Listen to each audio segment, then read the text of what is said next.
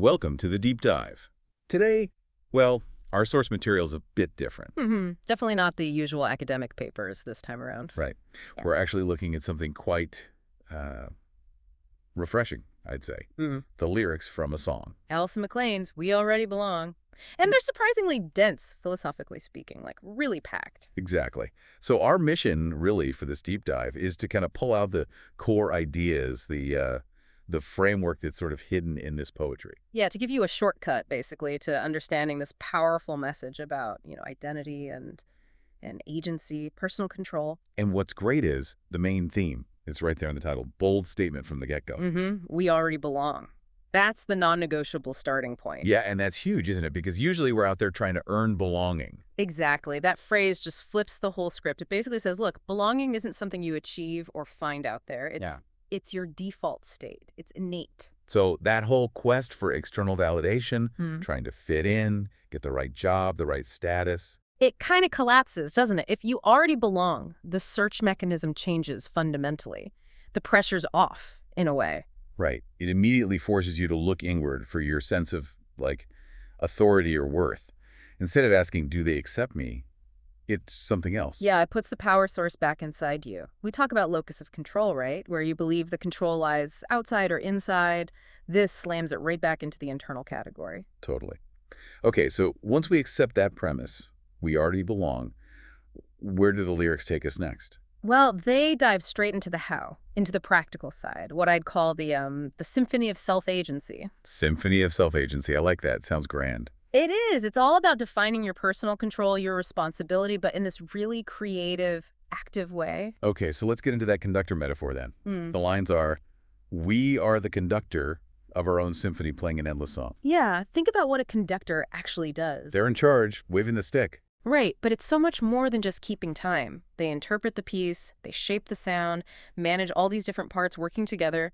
They set the whole tone, the direction. So it's not just being part of the music, like one instrument. No, not at all. That's the key difference. It emphasizes active creation. You're not just playing your assigned part in someone else's composition. You are the composer and the performer simultaneously. It's your symphony. Okay, that sounds, well, a bit daunting, honestly. An endless song means the job never stops. We're constantly composing our reality. It is a big responsibility, yeah. But the lyrics give you the way to handle it, to make it sustainable. The next lines are crucial. Which are? Allow the music to play through us as we dance to our own beat. Okay, so it connects being the conductor, this big responsibility, back to something more natural. Authenticity. If you're dancing to your own beat, you're operating from your core, you're in flow. It suggests that conducting your symphony isn't about forcing things or muscling through. It's more about letting your true self, your own rhythm, guide the process. Exactly. You allow the music, your authentic impulse, your inner truth to play through you. You become the vehicle for it. So belonging, in this view, isn't about matching everyone else's rhythm, like trying to fit into the orchestra. Not at all. It's the opposite, actually. Belonging is what happens naturally, almost effortlessly, when you fully commit to your internal score, your own beat. Yeah. You're not striving to fit in anymore. You just are, moving to your own rhythm. And that state is belonging. It's not a destination you reach after conforming. Okay, that distinction feels really important.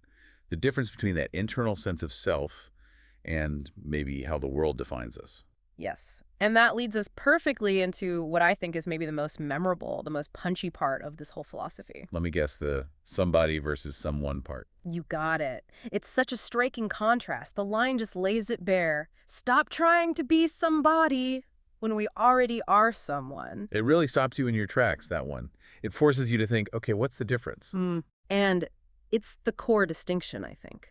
If you get this, the rest just clicks into place. So what do you think somebody represents here? Somebody feels external, like the package, the roles we play, job title, parent, partner, the physical appearance, the things society measures and compares. Yeah, like trying to achieve the body of a successful person, or the body of a fit person, or the body of whatever ideal is currently trending. And there's so much pressure to be that specific somebody, isn't there? We pour so much energy into shaping that external form. And crucially, that somebody is defined by the world. It's based on external metrics. It's transactional. You're seeking approval for playing that role well. And it's vulnerable, right? That body can be judged. It can be lost, lose the job, the status changes, whatever. Yeah, exactly. Whereas someone, what's that? It feels internal. Essentially, it's the core you, the unique self that exists underneath all the roles and labels. It's the value that's just there inherently. Yes, non-negotiable value. It's your essential existence. So the whole philosophy pivots on shifting your focus. Stop defining yourself by the external form, the somebody you're trying to project or achieve. And instead, you accept and rest in the truth that you already are someone, the essential being. And when you do that, the pressure comes off, the performance anxiety. It just dissipates because your worth isn't tied to how well you're playing the role of somebody anymore. You're grounded in being someone. That's the aha moment. Okay, but let me push back slightly here. Can we really function without any somebody? Yeah. Don't we need roles, titles, some external definitions just to navigate the world? Like, you need to be the doctor to practice medicine. That's a really good point, a practical point. And the answer is no. It's not suggesting you abandon all external roles or ambitions. That would be impractical, right? Yeah. The philosophy isn't about dropping out of the world. It's about changing your internal relationship to those roles. It's about where you anchor your identity. So you can do the job of the doctor or the parent or the CEO.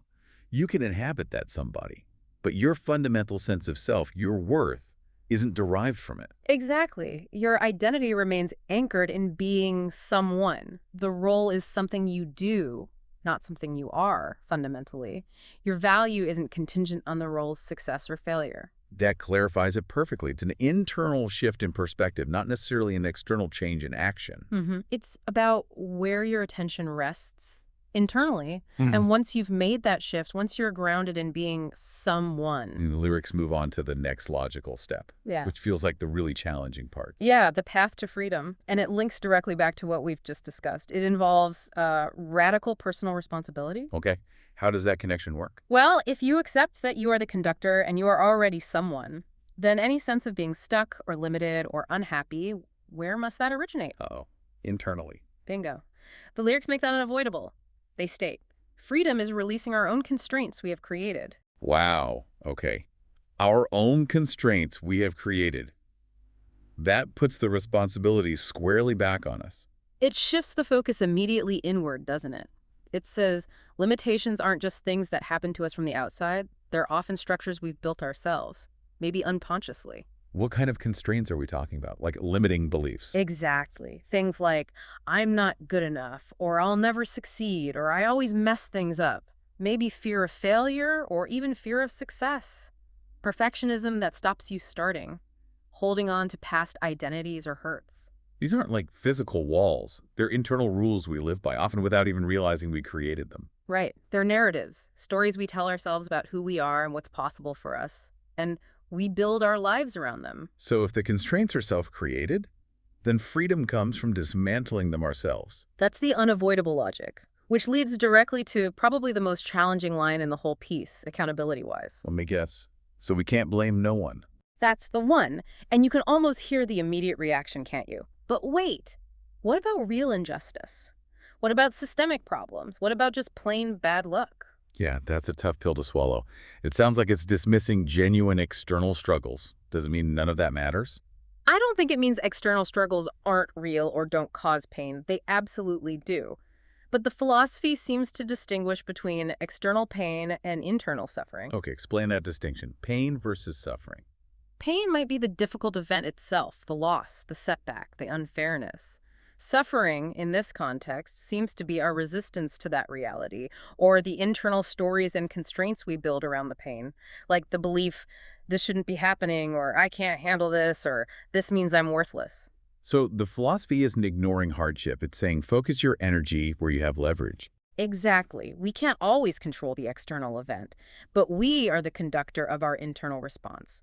If we created the constraints, the limiting beliefs, the narratives of victimhood or helplessness that amplify the pain into suffering, then releasing those is where our freedom lies. Even when the external situation is genuinely difficult. Especially then, perhaps. Freedom here means freeing yourself from the internal narratives that compound the external difficulty. It's like internal editing, maybe. removing the self-imposed limitations on how we respond to life. That's a great way to put it. Stop fighting the reality you can't change and focus on dismantling the internal walls you built. And there's a reward for doing that really hard internal work. Ah, yes, the payoff. The lyrics promise something pretty big at the end, don't they? They do. It comes right after the idea of releasing constraints and not blaming. The lines about transformation. When we stop fighting, the war is over. Life gives us a makeover. The war is over. That's huge. It implies this internal struggle, this fighting against ourselves or reality, is the main source of our conflict. And notice the direct link. When we stop the internal fight, releasing constraints, taking responsibility, then the war ends. It's cause and effect. And the result? Life gives us a makeover. Not just feeling a bit better, but a fundamental transformation, a whole new look, metaphorically speaking. Yeah, it suggests that once you align your inner reality, knowing you're someone, conducting your own beat with your actions, and you stop pouring energy into maintaining those old limitations and internal conflicts, Then the struggle just ceases. the internal war ends. And the makeover isn't something magical bestowed from outside. It's simply what life looks like, how reality organizes itself around you when it's no longer being distorted by your internal fear, resistance, and self-imposed constraints. It's the natural state revealed when the interference stops. That's it, exactly. Okay, that brings the whole cycle together beautifully. Let's try and quickly summarize the actionable framework we've pulled out here for you, the listener. Sounds good. Where do we start? Step 1. Yeah. Really internalize that first premise. Accept that you already belong. It's your starting point, not a goal. Foundational. Step 2. Own your role as the conductor. You have agency. You are responsible for your symphony. And the key is to conduct it authentically, following your own beat. Right. Then step 3. Catch yourself when you're trying to be somebody, seeking external validation, fitting a mold.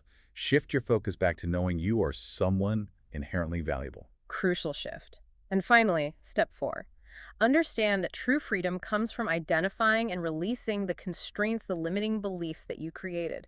Take responsibility. Stop the blame. Because when you stop that internal fighting, The war is over, and life rearranges itself. The makeover happens. it's honestly quite remarkable how much practical wisdom is packed into these few lines of lyrics. It really is a very efficient path to thinking about internal agency and self-acceptance. Absolutely.